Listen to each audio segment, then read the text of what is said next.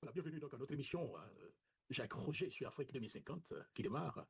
Dr Bogasako, le président de la FIDOP et enseignant-chercheur en droit, fait actuellement donc l'objet donc d'une procédure judiciaire en Côte d'Ivoire. Selon donc une ordonnance rendue publique par la section antiterrorisme du tribunal d'Abidjan, ses comptes bancaires ont été donc gelés donc dans le cadre d'une enquête conduite par donc le juge d'instruction Ouattara K. Habib. Il est inculpé pour des faits graves, notamment attentat, complot contre l'autorité de l'État, destruction donc de biens privés, vol aggravé, incident volontaire, organisation donc des mouvements insurrectionnels, violences liées au matériel électoral. Ces accusations sont donc en lien avec les tensions post-électorales de 2020. Il convient donc de rappeler que Dr Bogasako est placé sous contrôle judiciaire depuis juillet 2021 et qu'il n'a pas encore été condamné conformément au principe de l'état donc de droit. Il bénéficie donc de la présomption d'innocence. En toute responsabilité, nous tenons donc à souligner que ce débat ou bien échange ne vise pas à interférer donc avec le travail de la justice ivoirienne, mais à garantir un espace de parole équilibré dans le respect des institutions, des droits fondamentaux et de la dignité donc des personnes.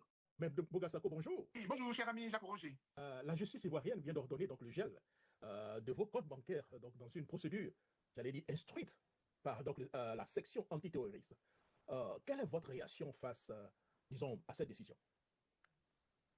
Merci. Je suis vraiment choqué. Je suis choqué de cette ordonnance prise par monsieur le juge d'instruction. Choqué parce que je n'ai jamais, je n'ai jamais été terroriste, j'ai jamais géré aucun compte, je ne suis qu'un fonctionnaire. Je suis vraiment choqué. Mais choqué encore plus gravement de voir que des données personnelles, des données intimes de ma personne, de ma famille, se retrouvent sur les réseaux sociaux. Alors que le document sur lequel le juge a transcrit son ordonnance est estampillé confidentiel. Cela ne les a pas empêchés pour autant de le balancer sur les réseaux sociaux. Je suis choqué, mais je ne suis pas surpris. Je ne suis pas surpris parce que ce pouvoir Ouattara nous a habitués à de telles pratiques. Donc je ne suis pas surpris. Parce qu'il fallait s'y attendre. Ils ne m'ont pas vu. Ils ont voulu me capturer, ils ont voulu m'enlever, pour me torturer, pour me tuer. Ils n'ont pas réussi. Et donc, c'est le moindre mal. C'est le moindre mal. Je bénis Dieu. Ok, vous êtes aujourd'hui donc empêché, si je comprends bien, donc de voyager ou de vous exprimer certainement publiquement, on peut le dire peut-être. La conférence de presse du 28, bon, je pense qu'elle aura lieu, n'est-ce pas? Mais absolument. En fait, ce qu'ils viennent de faire là, ça n'a rien à voir du tout. Vous savez, depuis que je suis revenu d'exil, j'ai été inculpé. Vous avez vu sur la fameuse ordonnance là, vous avez vu les chefs d'accusation, peut-être qu'on y reviendra dans vos questions, mais depuis 4 ans, 5 ans, je n'ai jamais eu de procès. Parce que rien n'est fondé. Et donc, ce que je faisais chaque fois avant de sortir de la Côte d'Ivoire, parce que je suis frappé d'une interdiction de sortir du territoire ivoirien, et donc c'est le juge qui doit toujours m'autoriser à sortir. Voilà, donc, à la vérité, ma liberté d'expression et de pensée n'ont jamais été... D'ailleurs, qui pourrait m'interdire de parler et de penser? La justice n'a aucun pouvoir en cela, c'est impensable. Et voilà. Et donc, je veux dire, le samedi 28, c'est là que j'aurai à parler. Je demande aux Ivoiriens de se mobiliser pour que nous puissions parler de la Côte d'Ivoire, c'est qu'elle est devenue. Où un enseignant-chercheur, un penseur, un intellectuel est poursuivi pour terrorisme alors que j'étais en exil. Je n'étais même pas en Côte d'Ivoire lorsque se déroulait l'élection de 2020. Parce que la vérité, M. Jacques Roger, ce qui est vrai, c'est que ce sont les chefs d'accusation de 2021 là, de 27 juillet 2021 là, qui ont été dévoilés aujourd'hui, assortis d'une nouvelle ordonnance gelant mes comptes bancaires. Mais ça, c'est peine perdue. Okay, l'un des chefs d'accusation retenu est donc attentat contre l'autorité de l'État. Vous avez été donc informé précédemment donc des faits qui vous sont donc reprochés, Dr Boga? Écoutez, je préfère en rire. Vous savez, quand revenu d'exil le 9 juillet 2021, c'est précisément le 27 juillet que la juge d'instruction me reçoit avec mes avocats. Quand elle a lu, elle dit je vous inculpe. Et qu'elle a lu les chefs d'accusation, j'ai éclaté de rire. J'ai dit, mais je n'étais pas au pays, comment je peux faire un attentat? Je n'étais pas au pays, comment je peux commettre un vol? Je n'étais pas au pays, comment je peux casser des urnes? Comment je peux faire ci? Comment je peux faire cela? À la vérité, ce sont un ensemble de chefs d'accusation bateaux qu'on prend et qu'on colle à toute personnalité. C'est pour ça que ce cabinet-là a été créé, le 9e cabinet là. À la limite, si vous voulez, c'est un cabinet politique. C'était un cabinet politique, des personnalités politiques, toutes les affaires politiques. Donc, tous ceux qui étaient contre le 3e mandat, toutes les personnalités de la Côte d'Ivoire, les Affines des Sangs, même le président Bédier personnel, les Dikaoué, tous ces gens-là, c'est le même chef d'accusation. Donc, à la vérité, c'est bateau, on prend, on colle.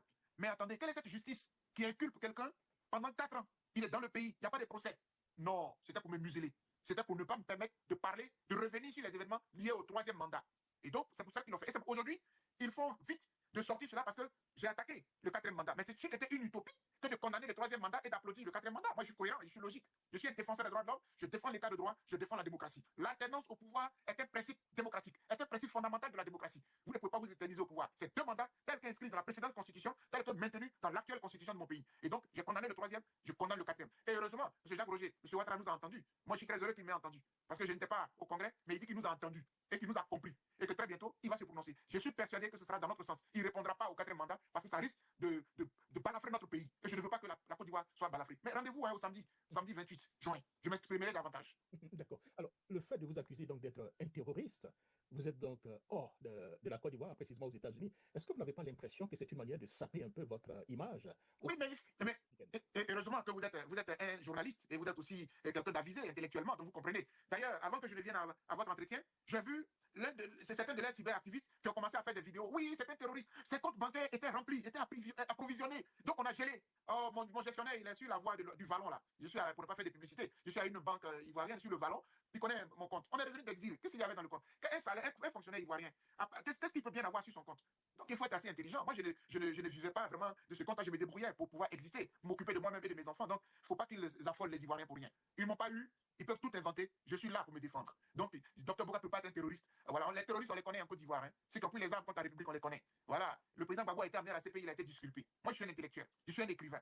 Je suis un enseignant-chercheur. Voilà. Et défenseur des droits de l'homme. Donc, tout le reste, cher ami, vous dites juste, mais il ne peut pas me saper. Ce qui est intéressant, c'est qu'aux États-Unis, là, il n'y a pas de moutons. Hein. Ah non, il n'y a pas de moutons ici. Ici, il y a des gens qui connaissent les droits de l'homme, qui connaissent les libertés. Voilà. Et les terroristes, on peut les chercher. Ils peuvent, ma vie est transparente. Ils peuvent aller sur Google. Les Américains sont forts. Les terroristes sont fichiers. Peut-être même qu'il y en a qui sont dans le gouvernement là-bas. Là. Leur nom se trouve parmi les terroristes. Ce n'est pas Dr Boga. Vous êtes aussi président donc, de la FIDOP, tout le monde le sait. Comment votre ONG réagit-elle à ce que vous vivez personnellement? Et surtout... Vous me donnez l'occasion de remercier et de féliciter tous mes amis.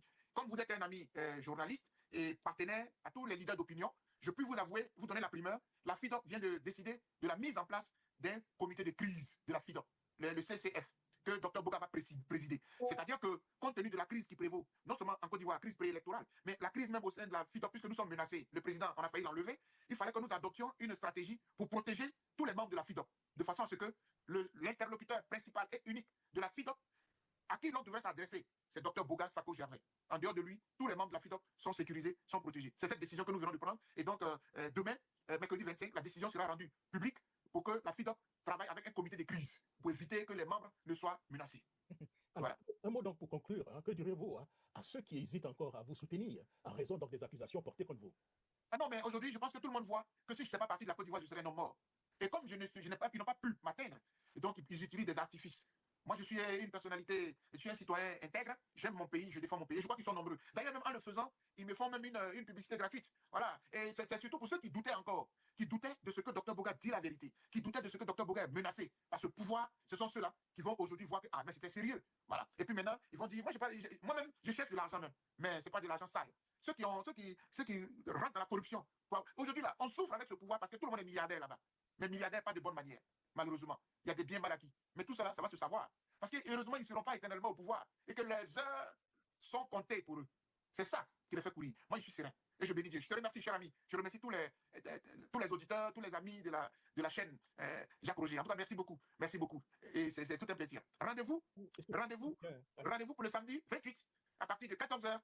Voilà, dans le Maryland.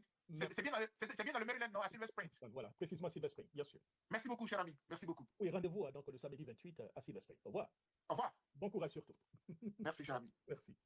Maintenant, le communiqué officiel d'Afrique 2050. Mais tient donc de la conférence de presse du docteur Boga Sako aux États-Unis d'Amérique. À la suite donc des informations relayées dans la presse concernant donc une ordonnance donc du gel des comptes bancaires du docteur Boga Sako Gervais, émise donc par la section antiterroriste du tribunal d'Abidjan, Afrique 2050 tient donc à apporter des précisions suivantes. Donc, Dr Boga Sako n'a pas été condamné, mais placé sous contrôle judiciaire dans le cadre d'une enquête en cours. À ce jour, aucune mesure d'interdiction de communication publique ou de participation donc à des événements internationaux ne lui a été notifiée par voie judiciaire.